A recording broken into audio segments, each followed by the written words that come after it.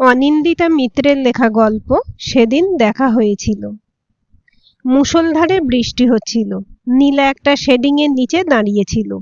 ছাতা খোলারও সময় হয়নি, এমন তোরে বৃষ্টি এলো যে শেডের তলে আসতে আসতেই অনেকটাই ভিজে গেছে নীলা। আঁচলটা নিংড়ে মুখটা মুছে নিল। রাস্তার ওপারে গাছের তলে একটা রিকশা দাঁড়ানো, কিন্তু রিকশা চালককে দেখা যাচ্ছে না। হয়তো আশেপাশেই কোথাও আছে। নীলার মতো আরো কয়েকটা নারী পুরুষ এদিক ওদিক ছড়িয়ে ছিটিয়ে দাঁড়িয়ে আছে বৃষ্টি কমার অপেক্ষায়। যেমন ভীষণভাবে হঠাৎ বৃষ্টি এসেছিল, তেমনই মিনিট 15-র মধ্যেই কমে এলো। কয়েক মিনিটের বৃষ্টিতেই রাস্তায় জল জমে গেছে। পায়ের জুতোটার দিকে একবার তাকালো নীলা। না, কিছু করার নেই, নোংরা কাদা জলের মধ্য দিয়েই যেতে হবে। শাড়িটা সামান্য তুলে নিয়ে সাবধানে রাস্তা পার হয়ে গাছের তলায় দাঁড়িয়ে থাকা রিকশাটার দিকে এগোলো। রিকশাওয়ালা নীলাকে দেখে এগিয়ে এলো। কোথায় যাবেন? পালপাড়া। কত নেবে ভাই? 30 টাকা দেবেন, দাঁত খোঁচাতে খোঁচাতে বলে রিকশাওয়ালা।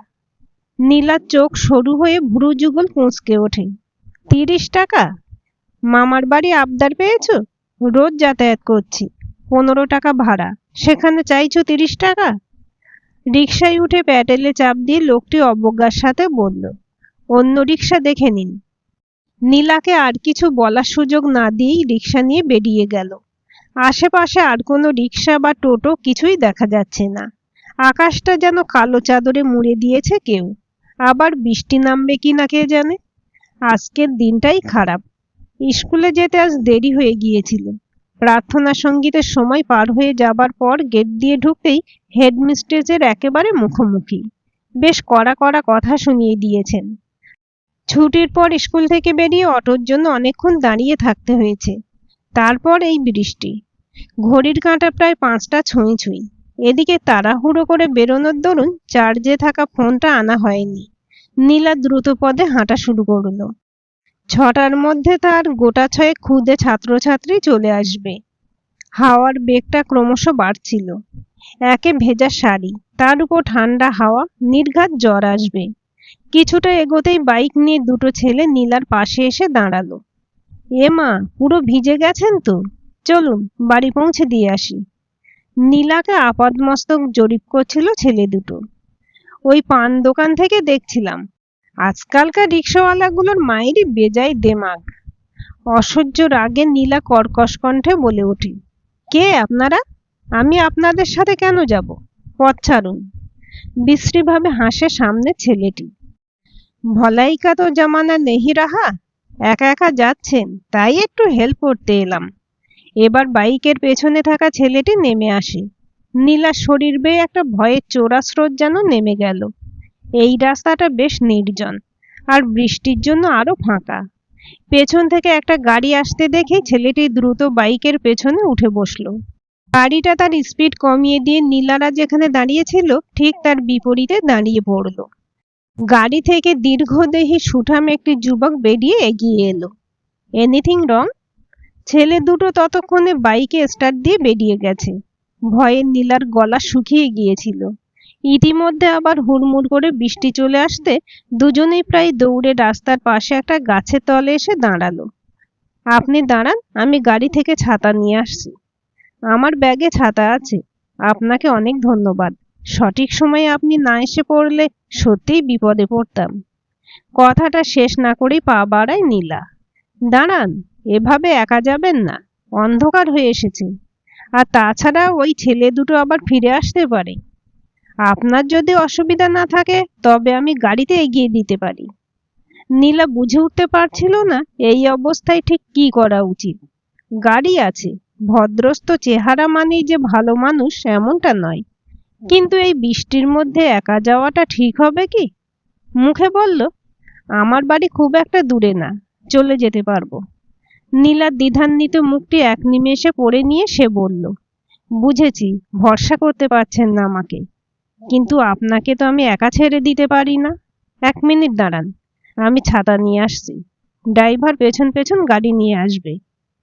নীলাকে কোনো কথা বলার সুযোগ না দিয়ে ছেলেটি ছুটল। খুব বেশি বয়স না, 27 কি 28। নিয়মিত শরীরচর্চা করে বোঝা যায়।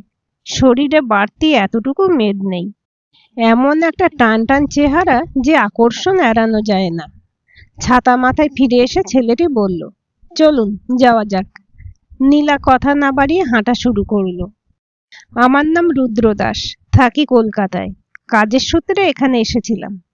আমি নীলাঞ্জনা। কথায় কথায় আজকের এমন পরিস্থিতির ইতিহাসটুকু পরিষ্কার হয়ে গেল রুদ্রর কাছে।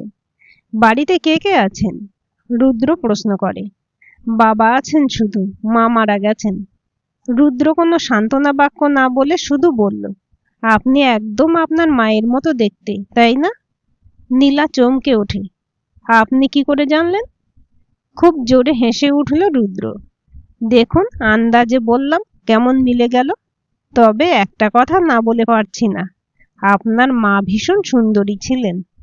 নীলা মৃদু হাসে। বেশ ইমপ্রেসিভ কথা বলতে পারেন তো। প্রশংসা করছেন না নিন্দা করছেন সেটা বুঝলাম না। আবার উচ্চকণ্ঠে হেসে ওঠে রুদ্র। গাড়িটা পেছন পেছন আসছিল। দূর থেকে বাবাকে আসতে দেখে নীলা স্বস্তির নিঃশ্বাস ফেলল। ওই যে, আমার বাবা এসে গেছেন। রুদ্র হেসে বলল, বেশ, আমিও দায়িত্বমুক্ত হলাম। এবার আসি। সে কি, আপনি আমাকে এতটা সাহায্য করলেন, বাবার সাথে আলাপ করিয়ে দিই। আজ 7:30টায় আমার ট্রেন, এখন 6:25। সরি, আর লেট করা যাবে না। ভালো থাকবেন। আর আত্মরক্ষার অনেক কৌশল আছে, সেগুলো শিখে রাখুন, কাজে দেবে। রুদ্র বিদায় নিল। এই নীলা, এত দেরি করলি মা? আমি তো থাকতে না পেরে। এমন মেয়ে তুই, ফোনটা পর্যন্ত নিয়ে যাসনি। ছেলেটা কে? কার সাথে এলি? এক নিঃশ্বাসে কথাগুলো বলে হাঁপাচ্ছিলেন মন্মথবাবু। নীলা দেখলো গাড়িটা ঘুরে চলে গেল। বাড়ি চলো, সব বলছি। দেখছো না ভিজে গেছি। বৃদ্ধ বাবাকে জড়িয়ে ধরে হাঁটতে থাকে নীলা। মনে কেমন যেন একটা মিশ্র প্রতিক্রিয়া। দুদিন ধরে জ্বরে বিছানায় নীলা। একটা শূন্য দৃষ্টিতে তাকিয়েছিল জানলার দিকে। মা মারা গেলেন হঠাৎ করেই। নীলা তখন সবে বিএসসি শেষ করেছে। তারপর থেকে বাবাও কেমন যেন আত্মভোলা হয়ে গেছেন। বাবার পেনশনের টাকা দিয়েই কোনো রকমে সংসার চলে যায়। মাস তিনেক হলো নীলা স্কুলে চাকরিটা পেয়েছে। Contractual basis. মাইনেও বড় কম, কিন্তু কিছু না করার চেয়ে তো ভালো। মাস গেলে বাবার হাতে তবু কিছু তুলে দেওয়া যায়। সরকারি চাকরির পরীক্ষাগুলো নিয়মিত দেয় নীলা। কিন্তু বুদ্ধি, ডিগ্রি, পরিশ্রম, অধ্যবসায় সবকিছুর উপরে কপাল বলে একটা জিনিস আছে, যা এখনো সদয় হয়নি। গতকালে সব ঘটনা ইচ্ছে করে বাবাকে বলেনি নীলা, অযথা চিন্তা করবেন। নে মা, চাটা খেয়ে নে, একটু ভালো লাগবে। মন্মথবাবু চায়ের কাপটা এগিয়ে দিলেন। নীলা চায়ের কাপে চুমুক দিয়ে দুর্বল স্বরে বলল, বাবা, পরপর 2 দিন স্কুলে গেলাম না, চাকরিটা থাকলে হয়। মন্মথবাবু মৃদু হেসে বললেন, আগে শরীর মা, তারপর সবকিছু। তুই চিন্তা করিস না, শুয়ে থাক, আমি খবরের কাগজটা শেষ করি গিয়ে। কিছুটা দূরে গিয়েই আবার ফিরে এলেন। ও তোকে তো বলতেই ভুলে গেছি, ব্রততী ফোন করেছিল। বলল যে ও আর সুজয় সামনের সপ্তাহে দার্জিলিং ঘুরতে আসছে। যাওয়ার পথে আমাদের বাড়ি হয়ে যাবে। মায়ের খুব ছোটবেলার বান্ধবী ব্রততী আন্টি। নীলা যখন মাধ্যমিক দিয়েছিল তখন একবার এসেছিলেন, আর মায়ের কাজের সময় আর একবার এসেছিলেন। মাঝে মাঝে ফোন করে খোঁজ খবর নেন। মায়ের অভাবটা একটু হলেও দূর হয়ে যায় আন্টির সাথে কথা বলে। কিছুদিন আগেই ফোন করেছিলেন, আর তারপর একচোট বকা, আজকালকার দিনের মেয়ে তুই, তোর একটা ফেসবুক অ্যাকাউন্ট নেই, হোয়াটসঅ্যাপ নেই। ধুর বাবা, এখন তো সব ক্লাস 5-এর মেয়েদেরও এফবি অ্যাকাউন্ট আছে। নীলা হেসে বলেছিল, আন্টি, ছাত্র পড়িয়ে রান্না বান্না করে যেটুকু সময় বাঁচে তা পড়াশোনা করতেই চলে যায়। কখন করবো সব? ব্রততী আন্টির বাড়ি কলকাতায়, একটি ছেলে ব্যাঙ্গালোরে থাকে। ব্রততী আন্টি আসবে শুনে মনটা ভালো হয়ে গেল নিমেষেই। খুব ভালো হবে বাবা, থাকবে তো? মন্মথবাবু বললেন। মা, আমি ওদের একটা দিন থাকার কথা বললাম, কিন্তু ব্রততী বলল যে রবিবার দুপুরে আসবে, রাতের ট্রেনে কলকাতায় ফিরবে। তুই একবার ফোনে কথা বলে নিস। আচ্ছা বাবা। নীলা জানালার দিকে চোখ ফেরায়। নীলার জীবনে অনেকগুলো বসন্ত কেটে গেছে, কিন্তু আলাদা করে কোকিলের সুর মনে অনুরণন জাগাতে পারেনি। কিন্তু রুদ্রর সাথে দেখা হওয়ার পর থেকেই নিজের মধ্যে একটা কিছু পরিবর্তন লক্ষ্য করছে নীলা। এতদিন একা জীবনে একটা নিজস্ব ছন্দে চলছিল নীলা, কিন্তু ছন্দ পতন ঘটেছে সেখানে। দেখতে সুন্দরী হওয়ার সুবাদে বহু পুরুষ তার দিকে আকৃষ্ট হয়েছে, কিন্তু কারোর জন্যই এরকম অনুভূতি হয়নি। একটা অদ্ভুত ভালো লাগার অনুভূতি। অথচ হঠাৎ পরিচয় হওয়া এই মানুষটির সাথে আর কখনো দেখা হবে কিনা তাও জানা নেই। মন্মথবাবু খবরের কাগজে চোখ বোলাচ্ছিলেন। নীলা মোবাইলটা ব্যাগে ঢোকাতে ঢোকাতে বলল, বাবা, আমি স্কুল থেকে ফেরার সময় তোমার ওষুধগুলো নিয়ে আসবো। প্রেসক্রিপশনটা কোথায়? মন্মথবাবু চশমার উপর দিয়ে মেয়ের দিকে তাকালেন। সব দিকে লক্ষ্য মেয়েটার। মা মারা যাওয়ার পর সব একাই সামলাচ্ছে। বিয়ের বয়স হয়েছে, অথচ মেয়ে বিয়ে করতে নারাজ। বলে, তোমাকে একা ফেলে চলে যাব এতটা স্বার্থপর নই আমি। কে বোঝাবে পাগলিটাকে? মেয়েদের পরের ঘরে যেতেই হয়। ফ্রিজের উপর দেখ রাখা আছে। নীলা প্রেসক্রিপশনটা প্রায় ছো মেরে নিয়ে দরজার দিকে ছোটে। সময় মতো খেয়ে নিও বাবা, আসি। সাবধানে যাস। দুদিন পর স্কুলে ঢুকলো নীলা। অবশ্য বড়দিকে আগেই ফোনে জানিয়ে দিয়েছিল সে। বড়দির মেজাজটা বোধ করি ভালোই ছিল, কিছু বলেননি। আজ সকাল থেকে দেখছি তুই ভীষণ অন্যমনস্ক। কি হয়েছে রে তোর? শরীর ভালো না নাকি মন? ভ্রু নাচিয়ে রীতাদি রহস্য করে প্রশ্নটা ছুঁড়ে দিল। রীতাদি বাংলার শিক্ষিকা, তার পাশেই বসে নীলা। ভীষণ কথা বলতে ভালোবাসে রীতাদি, আর পেটের খবর বের করতে তার জুড়ি মেলা ভার। কিছুক্ষণের মধ্যে প্রশ্ন করে করে সেদিনের প্রায় সমস্ত ঘটনাই জেনে নিল। তারপর স্বভাবসিদ্ধ মুচকি হাসি হেসে বলল, প্রেমে পড়েছিস? নীলা অপ্রস্তুত হয়ে বলল, ধুর, কি যে বলো না তুমি। আমি ভাবছি অন্য কথা। আজ যদি আবার ছেলে দুটো আসে? রীতাদি মুখ টিপে হাসে, মোটেও না, আমি তো অন্য গন্ধ পাচ্ছি। আত্মপক্ষ সমর্থন করার ভঙ্গিতে নীলা বলে, হঠাৎ রাস্তায় দেখা, তাও আবার মিনিট 10 জন্য, তুমি পারো বটে। রীতাদি এবার আফসোসের আওয়াজ তুলে বলল, ইস, ফোন নাম্বারটাও দিলি না। তুই সত্যি একটা জাতা। আর ছেলেটারও বলিহারি, নিজের একটা কার্ড তো দিতে পারতো। নীলা আবার হেসে ফেলে, আবার যদি দেখা হয় তবে ফোন নম্বর চেয়ে নেব, হলো? আর কি দেখা হবে? দূর। আচ্ছা ছাড়, কাজের কথা শোন।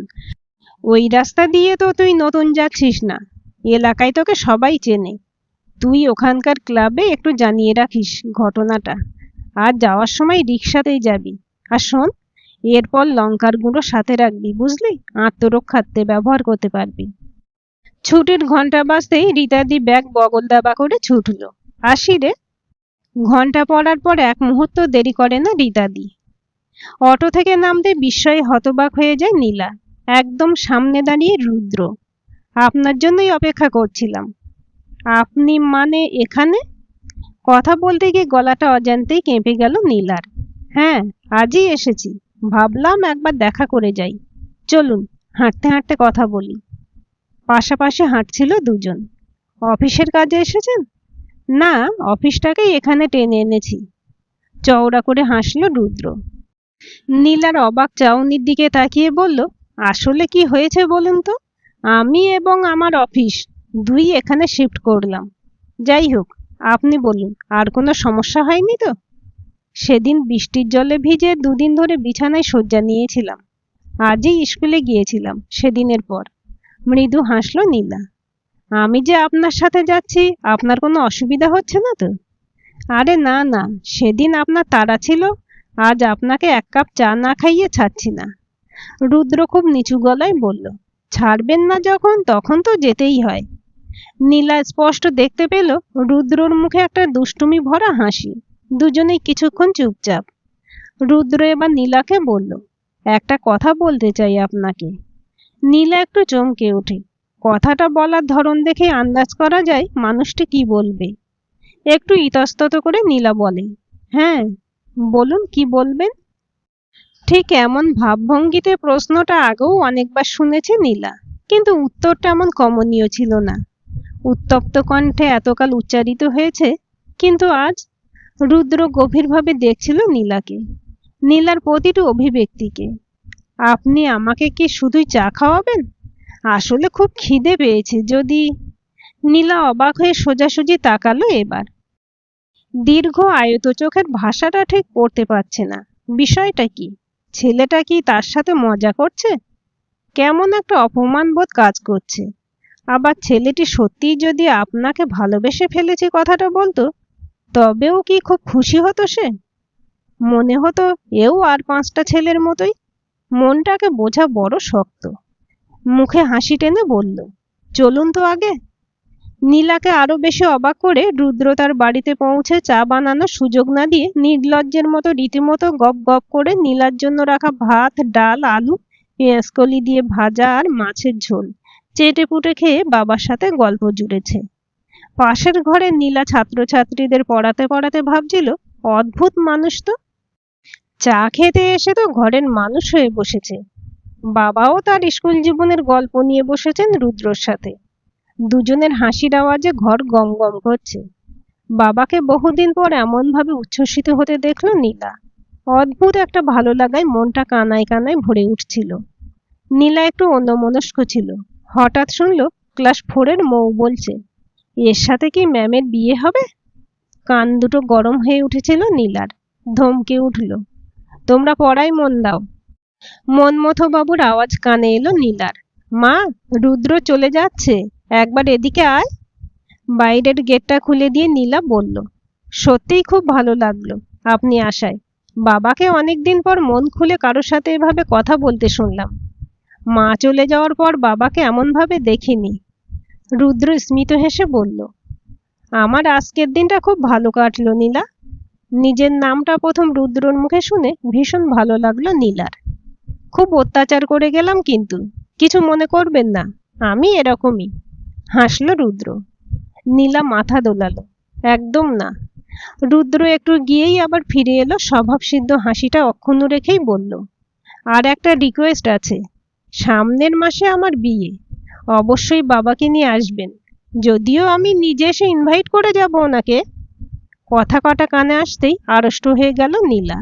শুধু মাথা হেলিয়ে পাংশু মুখে সম্মতি জানালো। অদ্ভুত একটা ভাবাবেগ কাজ করছিল পুরো মন জুড়ে। ঘরে ঢুকে কোনো রকমে পড়িয়ে একটু তাড়াতাড়ি ছুটি দিয়ে দিল ওদের। ছেলেটা বড় ভালো রে মা, মনমথবাবু বালিশে হেলান দিতে দিতে বললেন। নীলা বলেছিল সেদিন নির্জন অন্ধকার রাস্তায় অজানা অচেনা হওয়া সত্ত্বেও রুদ্র তাকে বাড়ি পৌঁছে দিয়েছে। মনমথবাবু তাই আজ রুদ্রকে দেখেই সাদর অভ্যর্থনা জানিয়েছিলেন। কিন্তু এমন একটি মন খোলা ছেলেকে দেখে তিনি আপ্লুত। প্রথম পরিচিতিতে এমনভাবে ছেলেটি কথা বলছিল, মনে হচ্ছিল যেন কতদিনের পরিচিত। নীলা বাবার পাশে গিয়ে বসলো। হ্যাঁ বাবা, সত্যিই ভালো। মনমথবাবু এবার স্বগতোক্তির মতো বললেন, এমন একটা ছেলের হাতে তোকে তুলে দিতে পারলে নিশ্চিন্ত হতাম রে মা। নীলার চোখটা জ্বালা করছিল। জীবনে কখনো ভাবেনি এমন ভাবে কোনো মানুষকে প্রথম দেখাতেই ভালো লেগে যাবে। বাবার সাথে ওইভাবে খোলামেলা ভাবে মিশতে দেখে নীলার মন ভরে গিয়েছিল। এমন একটা মানুষই তো সে চেয়েছিল, যে তার সাথে সাথে তার বাবাকেও ভালোবাসবে। নীলা বাবার গলা জড়িয়ে ধরল।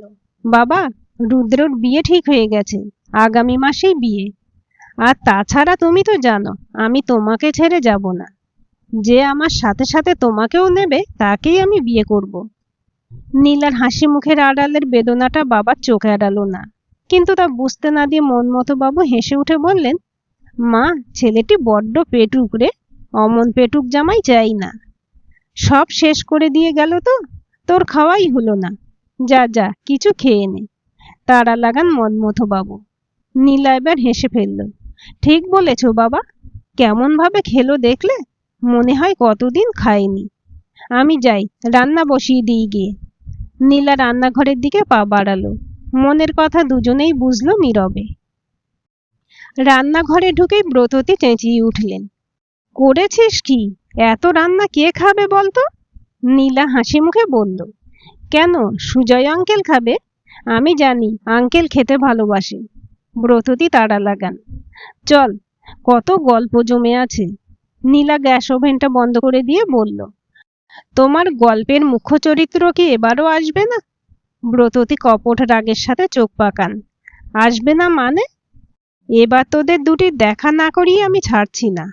পিকু বিকেল বিকেল চলে আসবে। নীলার মুখটা নিমেষেই বিমর্ষ হয়ে ওঠে।